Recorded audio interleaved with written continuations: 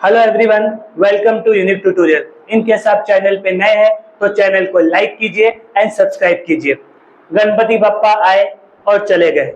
कुछ ही दिनों में नवरात्रि स्टार्ट होने वाली है, लेकिन मेरे 10th स्टैंडर्ड के बच्चे अभी भी कंफ्यूज है कि उनको टाइम टेबल कैसे बनाना चाहिए, उनका टाइम टेबल कैसे होना चाहिए। तो मैं सुनील सर आपके लिए लेके आया हूँ आपका डेली टाइम टेबल। इन केस आप 10th के स्टूडेंट है तो आपको टाइम टेबल कैसे फॉलो करना चाहिए student, because September month almost खत्म हो चुका है, टाइम बहुत ही फटाफट जा रहा है, लेकिन आप अभी भी कंफ्यूज हो रहे हैं कि हमको अपना टाइम टेबल कैसे प्रिपेयर करना चाहिए, कैसे बनाना चाहिए। तो चलिए आपके लिए मैं टाइम टेबल लेके आया हूँ, देखते हैं कि आपका टाइम टेबल कैसा होना चाहिए।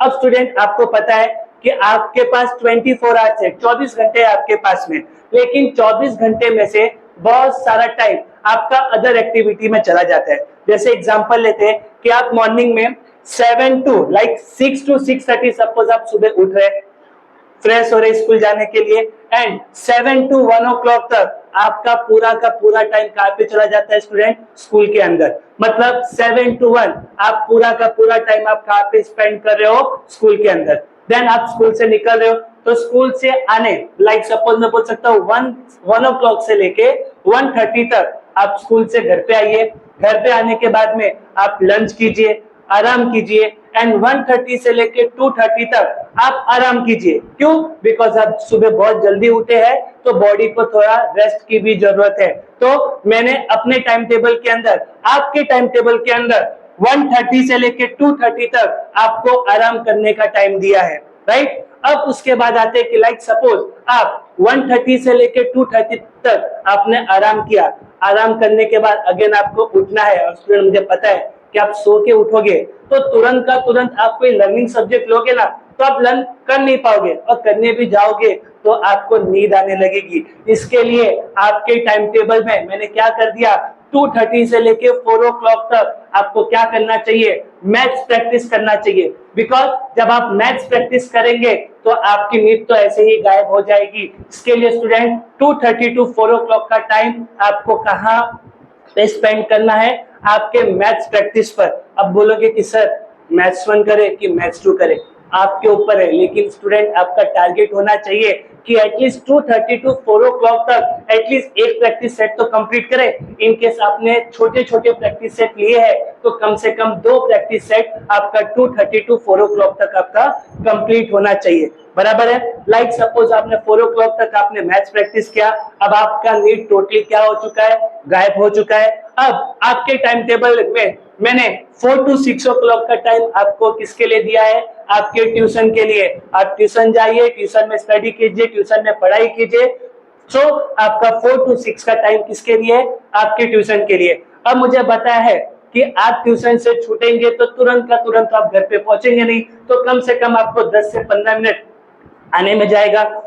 मैंने नेक्स्ट आपका टाइम टेबल आपके लिए बनाया है 6:30, राइट। आपको हाफ एन आवर दिया है क्लासेस से लेके घर पे आने के लिए, ट्यूशन से लेके घर पे आने के लिए। तो 6:30 से लेके 9 o'clock तक स्टूडेंट मेन टाइम है आपका। 6:30 से लेके 9 o'clock तक आपका क्या होना चाहिए? Learning subject. 6:30 to 9 o'clock learning subject. In case आप चाहते हैं कि सर हमारा 10th में अच्छा परसेंटेज आए, सर हमको डर लग रहा है कि हम 10th में कितना स्कोर करेंगे, हमारा कुछ भी प्रिपरेशन नहीं हुआ है, स्टूडेंट टाइम टेबल फॉलो कीजिए, आपके अंदर कॉन्फिडेंस आना स्टार्ट हो जाएगा। 6:30 to 9 o'clock तक आपको क्या फॉलो करना है? Learning subject. और मैंने लर्निंग सब्जेक्ट के लिए भी आपके लिए डे वाइज मैंने बता दिया कि आपको कौन कौन से सब्जेक्ट लर्निंग करने हैं डे वाइज। एग्जांपल मैं ले रहा हूँ Monday and Tuesday. Monday and Tuesday 2 दिन मैंने आपके लिए लिया है साइंस 1 एंड साइंस 2 के लिए। स्टूडेंट ये आपके ऊपर है, आप चाहिए तो डे वाइज आप अपना सब्जेक्ट चेंज कर सकते हैं। मैंने मंडे एंड ट्यूसडे आपके लिए रखा है science 1 and science 2। Wednesday and Thursday ये 2 दिन आपके लिए मैंने रखा है हिस्ट्री एंड सिविक्स के लिए, राइट। आगे बढ़ते हैं तो फ्राइडे एंड सैटरडे 2 दिन मैंने आपको रखा है ज्योग्राफी के लिए। और थोड़ा सा आप ज्योग्राफी पढ़ पढ़ के थक गए तो बीच में थोड़ा सा हिंदी पढ़ लीजिएगा। अब आता है last day Sunday. Sunday student आपको लैंग्वेज पे भी फोकस करना है। आज के टाइम पे बच्चे सोचते हैं मैथ्स पढ़ेंगे, साइंस पढ़ेंगे, हिस्ट्री पढ़ेंगे, ज्योग्राफी पढ़ेंगे। अरे लैंग्वेज कौन पढ़ेगा? लैंग्वेज सब्जेक्ट भी पढ़ना है स्टूडेंट। टोटल 300 मार्क्स है लैंग्वेज के।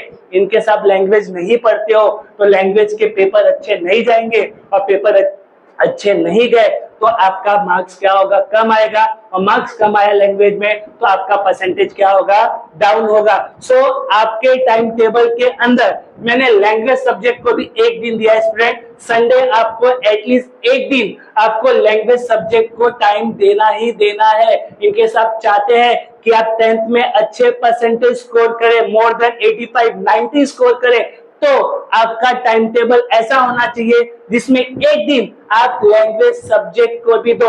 आज के बच्चों का जो टाइम टेबल खुद से बना रहे या जो टाइम टेबल वो फॉलो करते उसमें वो लैंग्वेज को टाइम ही नहीं दे रहे। क्या सोचते हैं, अरे सर लैंग्वेज तो आता है, एक दिन पहले एग्जाम के पहले पढ़ लेंगे हो जाएगा। बिल्कुल नहीं स्टूडेंट। जैसे आप हिस्ट्री को टाइम दे रहे हो, साइंस को टाइम दे रहे हो, मैथ्स की प्रैक्टिस कर रहे हो, सेम आपको लैंग्वेज की भी प्रैक्टिस करनी चाहिए। आपको क्या करना है? ग्रामर का प्रैक्टिस कीजिए, कोई भी पैसेज निकालिए, उसका क्वेश्चन आंसर फाइंड आउट करना स्टार्ट कीजिए, राइटिंग स्किल की प्रैक्टिस कीजिए। जब आप लैंग्वेज में भी प्रैक्टिस करेंगे, अपना टाइम लैंग्वेज को भी देंगे, तो 100% है कि आपका लैंग्वेज में भी क्या होगा?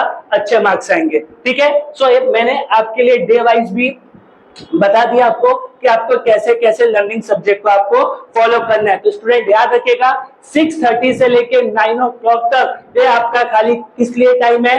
लर्निंग सब्जेक्ट का ही टाइम है। और स्टूडेंट एक चीज याद रखिएगा 6:30 से लेके 9 o'clock तक आपका दुश्मन कौन है? आपका दुश्मन आपका मोबाइल फोन आपके पास में गलती से भी नहीं रहना चाहिए। इनकेस आपने आपके दुश्मन को अपने पास रखा है, डैम श्योर है वो आपको पढ़ने नहीं देगा। तो 6:30 से लेके 9 o'clock तक आप अपना मोबाइल मम्मी के पास जमा कीजिए कि मम्मी 6:30 से लेके 9 o'clock तक मुझे मोबाइल मत देना, मुझे मत बताना किसका कॉल आ रहा है, किसका मैसेज आ रहा है। मुझे 6:30 से लेके 9 o'clock तक क्या करना है? लर्निंग करना है, फुल स्टडी करनी है। बिकॉज स्टूडेंट ज्यादा टाइम नहीं बचा हुआ है आपके पास, हार्डली 3 to 4 मंथ्स ही बाकी है। और आप लोग की नसीब इतनी खराब चल रही है कि बोर्ड एग्जाम में, जो बोर्ड एग्जाम आपका मार्च में होने वाला था, बोर्ड एग्जाम आपका अब मार्च में नहीं होकर फेब में स्टार्ट होगा। मतलब 10 से 15 दिन पहले स्टार्ट हो जाएगा। उसके बाद आते टाइम टेबल में, सपोज आपने 9:30 तक 9 o'clock तक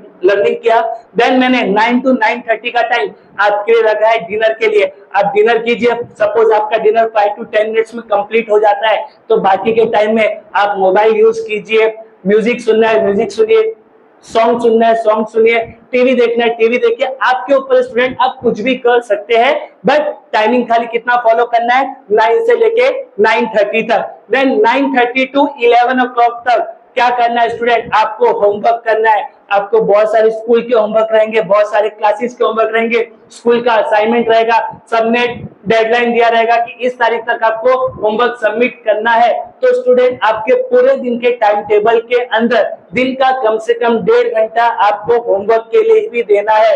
सो मैंने आपके टाइम टेबल के अंदर 9:30 to 11 o'clock तक आपको टाइम दिया है, किसके लिए? होमवर्क कंप्लीट करने के लिए। सपोज अब आपका होमवर्क कंप्लीट हो जाता है, देन लास्ट आपको 11 to 12 लास्ट का 1 घंटा अगेन आपको क्या सॉल्व करना है स्टूडेंट? मैथ्स प्रैक्टिस करना है। आपके टाइम टेबल में कम से कम दिन का 2 से 2.5 घंटा आपका मैथ्स प्रैक्टिस होना चाहिए। बिकॉज इनके साथ चाहते हैं कि आप मैथ्स में भी आउट ऑफ स्कोर करें, 40 out of 40 स्कोर करें, तो 24 घंटे में से कम 2 से 3 घंटा आपको किसको देना है? मैथ्स के लिए देना है। इसके लिए जो मैंने टाइम टेबल आपके लिए बनाया है, उस टाइम टेबल में मैंने आपको 2 से 2.5 घंटा किसके लिए दिया है? मैथ सब्जेक्ट के लिए। पहला कब दिया था? First 2:30 to 4 o'clock and second मैंने बोला है 11 to 12। सर 11 to 12 सोने का टाइम है, नींद आएगी। अगेन आपको बोलता हूँ, मैथ्स ऐसा सब्जेक्ट है जब एक समय आपको आएगा नहीं ना, तो आपकी नींद ऐसे ही क्या हो जाएगी? गायब हो जाएगी। तो स्टूडेंट आप 10th स्टैंडर्ड में हैं और अभी तक आपने अपने लिए टाइम टेबल नहीं बनाया है, तो ये टाइम टेबल आप फॉलो कीजिए। अब आपके पास ज्यादा से ज्यादा 3 से 4 महीना है। कोई भी बच्चा 3 से 4 महीने तक इस टाइम टेबल को फॉलो करता है तो कम से कम मेरे हिसाब से वो 70 to 80% स्कोर करेगा। बिकॉज आपका जितना भी यूजफुल टाइम था, मैंने उसको कवर कर लिया है। सो आज के वीडियो लेक्चर में बस इतना ही। नेक्स्ट वीडियो लेक्चर में मिलेंगे, तब तक के लिए बाय।